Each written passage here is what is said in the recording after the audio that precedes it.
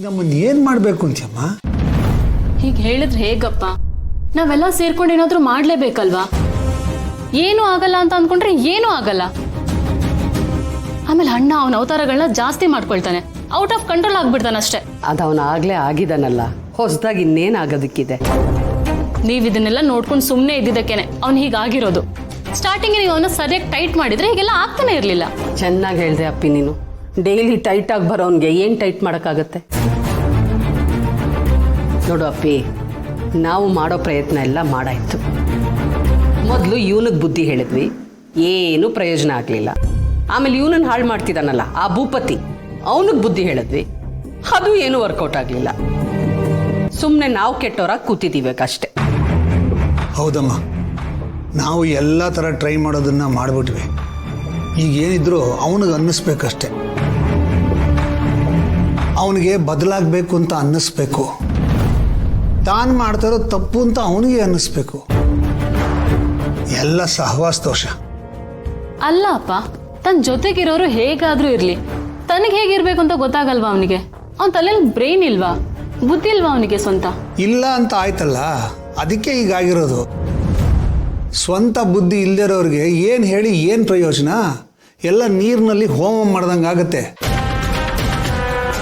ಮತ್ತೆ ಮನೇಲಿ ಇಷ್ಟೆಲ್ಲ ಆಗ್ತಾ ಇದ್ರು ನೀವಿಬ್ರು ನನ್ಗೇನು ಹೇಳೇ ಇಲ್ಲ. ಹೇಗ್ ಸಹಿಸ್ಕೊಂಡಿದ್ರಿ ಇದನ್ನೆಲ್ಲ? ಇನ್ನೇನಮ್ಮ ಮಾಡೋಕ್ಕಾಗತ್ತೆ? ಹಾಳಾಗಿರೋದು ನಮ್ಮ ಮಗನೇ. ಯಾರ ಹತ್ರ ಏನು ಹೇಳ್ಕೊಳ್ಳೋದು? ಅವನನ್ನು ಹೆಂಗೆ ಬಿಟ್ಕೊಡಕ್ಕಾಗತ್ತೆ? ತಂದೆ ತಾಯಿಯಾಗಿ ನಮ್ದೊಂದಷ್ಟು ಜವಾಬ್ದಾರಿ ಇರುತ್ತೆ. ಅದಕ್ಕೆ ನಾವು ತಾಳ್ಮೆಯಿಂದ ಇದ್ದೀವಿ. ಇವತ್ತೆಲ್ಲ ನಾಳೆ ಸರಿ ಹೋಗ್ಬೋದು ಅಂತ ನಿರೀಕ್ಷೆಯಲ್ಲಿದ್ವಿ. ಆದರೆ ಯಾವುದು ಆ ಥರ ಕಾಣ್ತಾ ಇಲ್ಲ. ನಾವು ಹೇಳ್ದಷ್ಟು ಅದು ಇನ್ನೂ ಜಾಸ್ತಿನೇ ಆಗ್ತಾ ಇದೆ. ಹೀಗಾದ್ರೆ ನಾವೇನು ಮಾಡೋಕ್ಕಾಗತ್ತೆ ಅಪ್ಪಿ?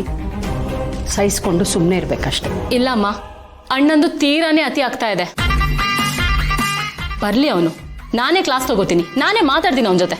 ಅಯ್ಯೋ ಬೇಡಕ್ಕಂತ, ಆ ತಪ್ಪು ಮಾತ್ರ ಮಾಡಬೇಡ. ಉರಿಯೋ ಬೆಂಕಿಗೆ ತುಪ್ಪ ಸುರಿದಂಗಾಗತ್ತೆ. ಆಮೇಲೆ ನಂಬುಡಕ್ಕೆ ಬಂದ್ಬಿಡುತ್ತೆ. ನಾವೇ ನಿನ್ನ ಹತ್ರ ಚಾಡಿ ಹೇಳಿ ಅವನಿಗೆ ಬಯಸ್ತಾ ಇದ್ದೀವಿ ಅಂತ ಆಗ್ಬಿಡುತ್ತೆ. ಹೌದು ಕಣೆ, ಭಾಷಣ ಬಿಗಿಯೋದು ನೀನಾದರೂ ಬರ್ಕೊಟ್ಟಿರೋದು ನಾವು ಅನ್ನೋ ಥರ ಹೇಳ್ತಾನೆ ಅವನು.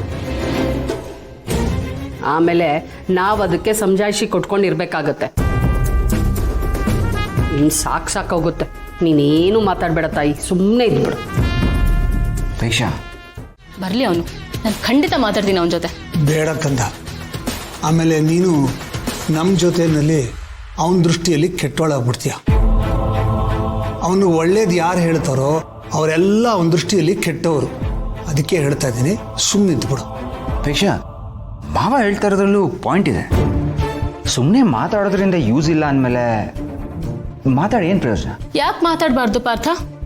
ಅಷ್ಟೊಂದು ತಪ್ಪು ಮಾಡ್ತಿರೋ ಅವನಿಗೆ ಭಯ ಹಿಂಜರಿಕೆ ಏನೂ ಇಲ್ಲ ಅಂದಮೇಲೆ ನನ್ಗೇನಕ್ಕೆ ಇರಬೇಕು? ಅವ್ನು ಬರ್ಲಿ, ನಾನು ಖಂಡಿತ ಮಾತಾಡ್ತೀನಿ. ಅಪೇಕ್ಷಾ, ಒಂದು ನಿಮಿಷ.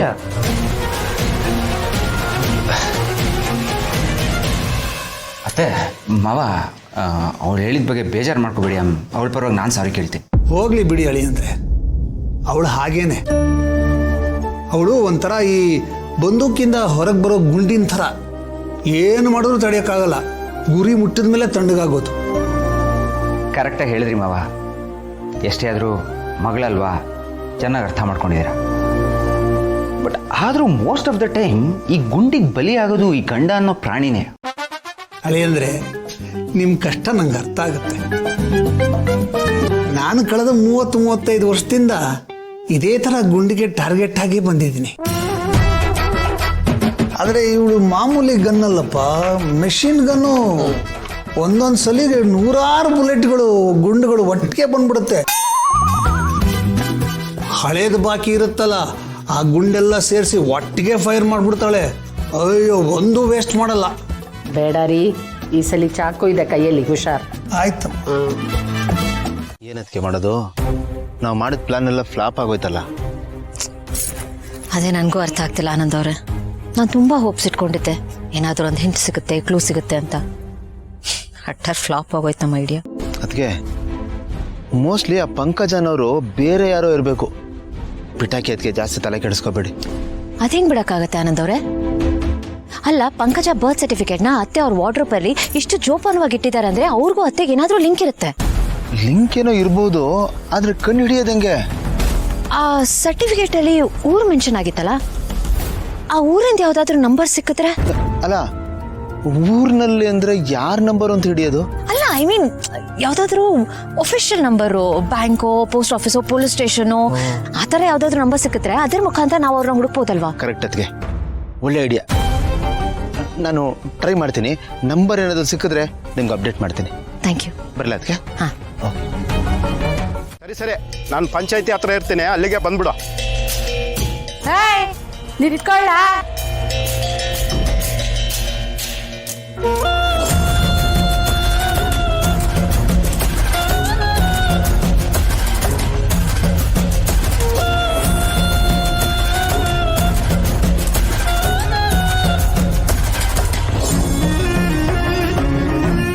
ಏನಮ್ಮ?